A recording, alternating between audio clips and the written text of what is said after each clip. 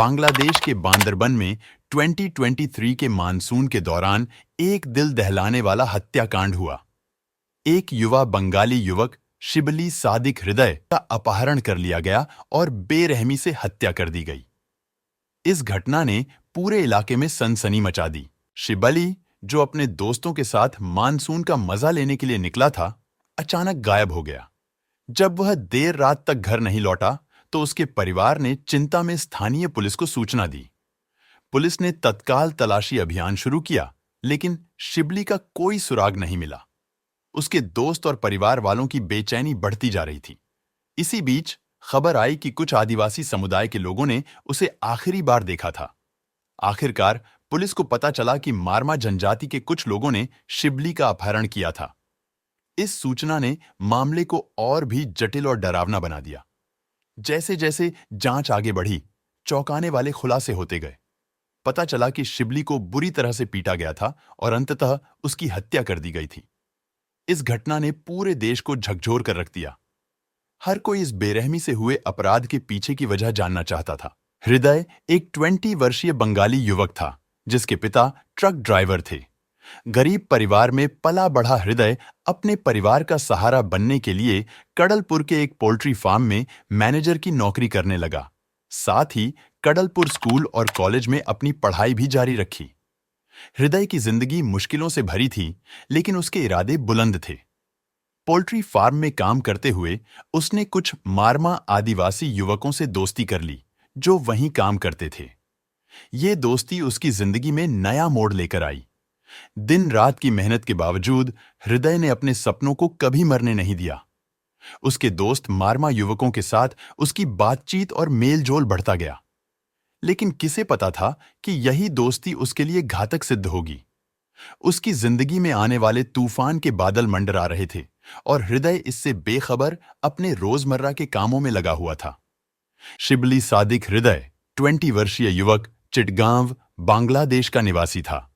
28 अगस्त 2023 को उसने अपनी मां नाहिद अख्तर को फोन किया।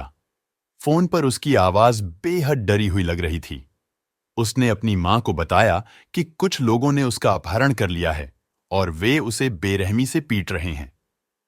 कुछ समय बाद नाहिद को फिर से एक कॉल आया, लेकिन इस बार फोन पर कोई और था।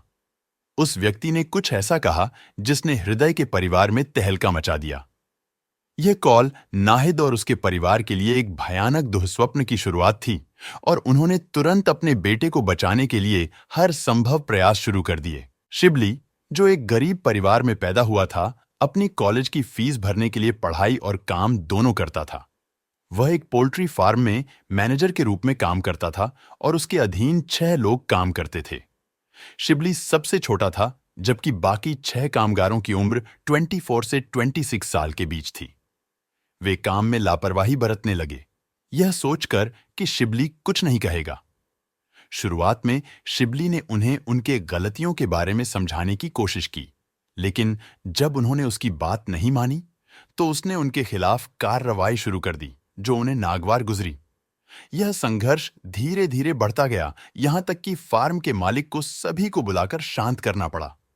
शिबली ने इस घटना को भुला दिया और अपने काम में लग गया, लेकिन वे 6 लोग इसे भूल नहीं पाए और बदले की योजना बनाने लगे। घटना के 2 महीने बाद वह मनहूस दिन आया, 28 अगस्त 2023, जब शिबली को फार्म पर काम करते समय अगवा कर लिया गया।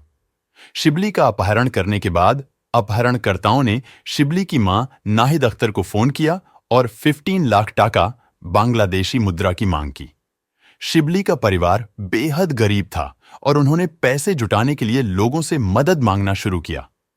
3 दिन बीत जाने के बाद भी वे अपहरणकर्ताओं के लिए आवश्यक राशि इकट्ठा नहीं कर पाए और शिबली के पिता ने अपहरणकर्ताओं से पैसे कम करने की विनती की।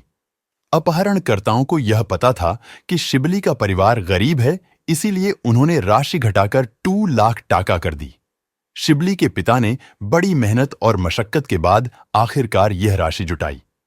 4 सितंबर 2023 को अपहरणकर्ताओं ने शिबली के पिता को बंदरबन जिले में पैसे लेकर आने का आदेश दिया। शिबली के पिता अपने बेटे को वापस पाने की उम्मीद में बताए गए स्थान पर पहुंचे और अपहरणकर्ताओं को पैसे सौंप दिए। अपहरणकर्ताओं ने शिबली के पिता से कहा कि वे अब घर चले जाएं और उनका बेटा शिबली घर लौट आएगा। जैसे ही शिबली के पिता घर पहुंचे, उन्हें शिबली नहीं मिला। उन्होंने सोचा कि वह देर से आएगा। शिबली के माता पिता ने 3 दिन तक इंतजार किया और फिर पुलिस के पास गए। जब पुलिस ने इतनी देर से आने का कारण पूछा, तो उन्होंने बताया कि अपहरणकर्ताओं ने धमकी दी थी कि अगर उन्होंने पुलिस को बताया तो वे उनके बेटे को मार देंगे। शिबली की मां ने पुलिस को बताया कि शिबली की अपने अधीन काम करने वाले 6 लोगों से झगड़ा हुआ था। पुलिस ने पोल्ट्री फार्म के सभी 6 कामगारों को गिरफ्तार कर लिया। उनके नाम उमोंगचिंग मामा, स्विटजिंग मंग मामा, अंगथुमंग मामा और उक्यातमाई मामा थे। बाकी 2 के नाम अज्ञात थे। शुरुआत में सभी 6 ने पुलिस जांच के दौरान चुप्पी साधे रखी, लेकिन सख्ती से पूछताछ करने पर उनमें से एक टूट गया और पूरी कहानी बता दी। उसने बताया कि उनकी योजना केवल शिबली का अपहरण कर उसे यातनाएं देने और फिर फिरौती के पैसे मिलने के बाद छोड़ देने की थी। योजना तब बदल गई जब शिबली ने अपहरणकर्ताओं और अपने कामगारों की पहचान जान ली। उन्हें डर था कि रिहाई के बाद शिबली पुलिस के पास जा सकता है, इसीलिए उन्होंने उसकी गला घोंटकर हत्या कर दी। एक कामगार उमोंगचिंग मरमा ने यहां तक स्वीकार किया कि उसने मृत शरीर का कुछ मांस पकाकर खा लिया था। इसके बाद उन्होंने शरीर को पास की पहाड़ी से नीचे फेंक दिया और जब 11 सितंबर 2023 को पुलिस वहां पहुंची तो उन्हें शिबली की कंकाल की हड्डियां मिलीं। यह मामला पूरे बांग्लादेश में चर्चा का विषय बन गया और खबर चैनलों पर छा गया।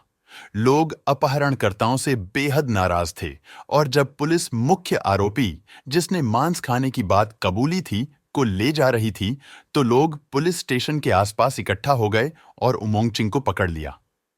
भीड़ ने उसे बेरहमी से पीटा और मार डाला।